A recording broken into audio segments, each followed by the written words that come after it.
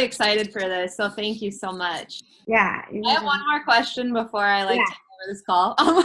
Yeah. Can I get your opinion on, I don't know if you can share this or not, but as far as like weighing yourself and the Yes. goes, what's your Oh, mentality? I'm so happy the teacher asked me this question. What grade do you teach? 5th grade.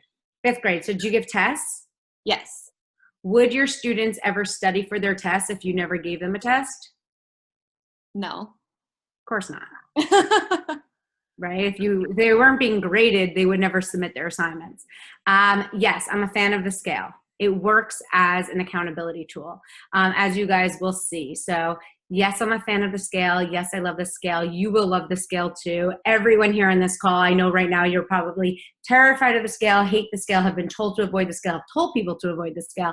I almost promise you that you will start to love the scale. You'll be a really big fan of it, and it's going to be the thing that's going to keep you consistent and on track in so many ways.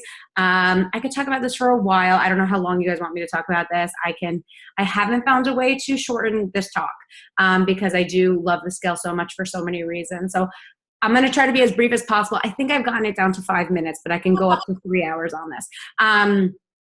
The scale I'm a big fan of. As you guys heard my own personal weight loss story, it was avoiding the scale for 10 months that made me have to start all the way over every single time.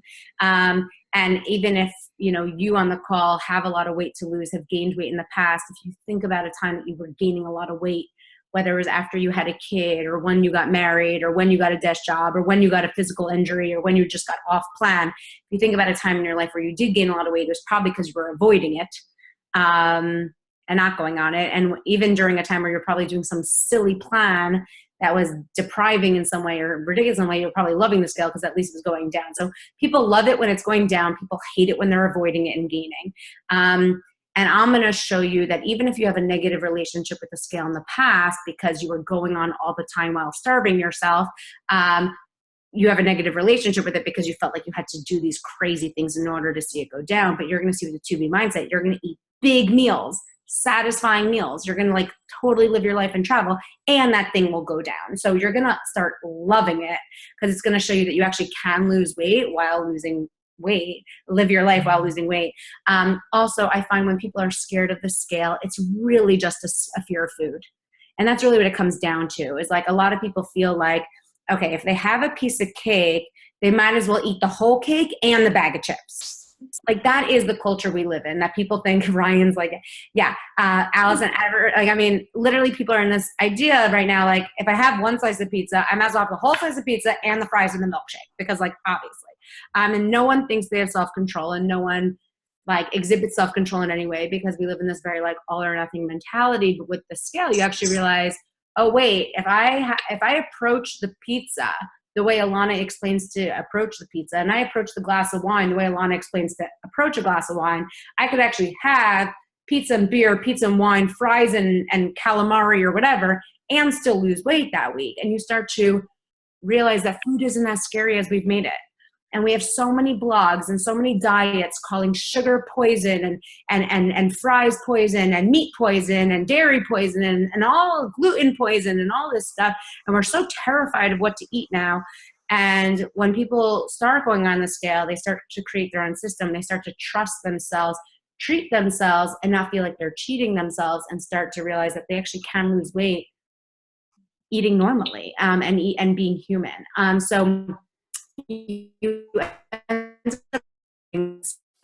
It's also been highly studied, and I have a zillion studies to prove it, for long-term weight loss success. So I'm actually in this group of the longest study within America of Americans who've lost weight and kept it off.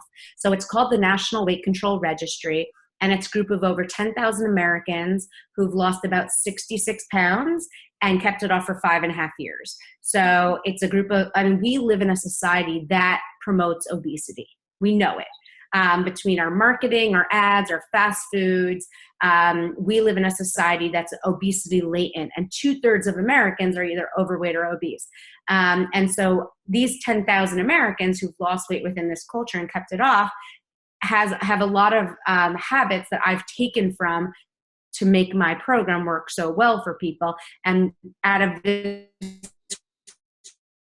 over 10,000 Americans who lost weight and kept it off, over 78% weigh themselves at least once a week. Obviously, how would they know that they're keeping their weight off if they weren't checking their weight? So it literally just becomes a tool to help you figure out what works for you, what doesn't, and maintain your weight loss. I mean, I could talk about this for so long. A 2-pound weight gain, this is crazy. This is like a study came out, a 2-pound weight gain, just a 2-pound weight gain, that could be literally one night of nachos and margaritas in Mexico. Like a 2-pound weight gain is nothing. But every 2-pound weight gain can cause an increase of 4.5 to 9% increase in diabetes. 4.5 to 9% increase in diabetes from just a 2-pound weight gain. So what happens is people avoid the scale, so they don't see a 2-pound weight gain and learn to correct it and fix it. They let it go to 20, 30, 40, 50 pounds. And then we have this massive like diabetes crisis in America. Whereas instead of just monitoring your weight on a $20 tool you keep in your bathroom, now you have to prick your blood, take medications, increase your risk of amputations and heart attacks, you know, all because we just avoided the scale. So, I mean, I could talk about this forever. We all talk about the obesity crisis. Carl talks about the obesity crisis. The news talk about the obesity crisis. Everyone talks about the obesity crisis, that 2/3 of Americans are either overweight or obese. If you're a normal weight, which a lot of people on this call are a good healthy weights, but if you're a healthy weight, you're a minority right now. So good for all of you for like being such leaders in the space. But like I was in a room today where, you know, I said that stat of 2/3 of Americans are either overweight or obese. And I was in a room of like 20 people and every single one was either overweight or obese. Like it. Anyway, we talk about this crisis. We talk about how it's increasing our rates of cancers, heart disease, diabetes. We talk about how heart disease is the #1 killer in America, how 80% is preventable with lifestyle factors, including weight loss. And yet, obesity and overweight is measured by your weight. Weight is measured on a scale, and we're all avoiding the scale. It doesn't make any sense. So it's kind of like Jill, if Jill took away her test from her classroom, how would she know if the kids were learning?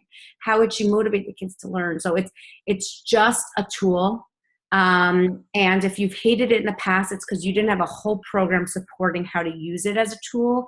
And it is just one out of a zillion tools that you're going to use in tracking your progress and seeing success. And people end up freaked out that I like the scale and promote it in the beginning. So the first 3 days, people go nuts. And the first 3 days in starting the program, like May 2nd to May 7th, all that will be on the internet is Alana Molstein is a witch and making me go on this scale.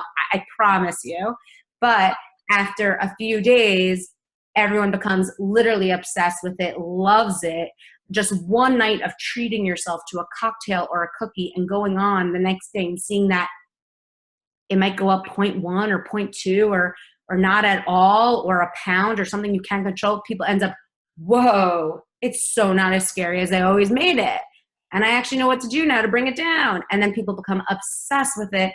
And the whole conversation completely changes and everyone's obsessed with it and loves it and never wants to avoid it again because they know how bad things can steer off course if they do. So yes, it's like an instant reaction. People can't believe I say I like the scale because so many people have said that to avoid it. But I am a big believer that telling people not to go on this thing is one of the biggest aspects of why it's gotten to such a bad place. So I'm a big fan of the scale. Sorry, I spoke about this for a while. But I mean, I've been published in the Journal of Obesity for my research on the scale. It's helpful. It's a great tool, and it helps people lose weight, get positive feedback for what's working, overcome emotional eating in a lot of ways. Because, you know, you're surely stressed. You're in a fight with your boyfriend. You're lost your job. Life gets tough, right? And you are anxious and you're eating out of stress and you're eating out of all these things. And you think it's making you feel better. But if you keep going on the scale and you see that the scale keeps going up while your issues aren't being resolved, it's a really nice wake-up call that emotional eating is not okay. And you got to take care of the big root of the problem here. And the eating is more destructive than it is productive. So it's also an incredible tool for stopping emotional eating when none of your friends are really going to tell you to. So it's great. You'll love it. If you hate it now, that's normal. If you still hate it after a day or two, normal also. But when you trust the process and you do the whole program, you'll realize like it's better to know your way and know how to overcome it and control it than to continue avoiding it and being scared of it, because that just continues to create this like anxiety around food and your weight, which it's really just a health measure. Sorry. Oh, thank you. You just spoke to my soul. So That's the briefest I could make it. That was actually pretty good. I'm impressed.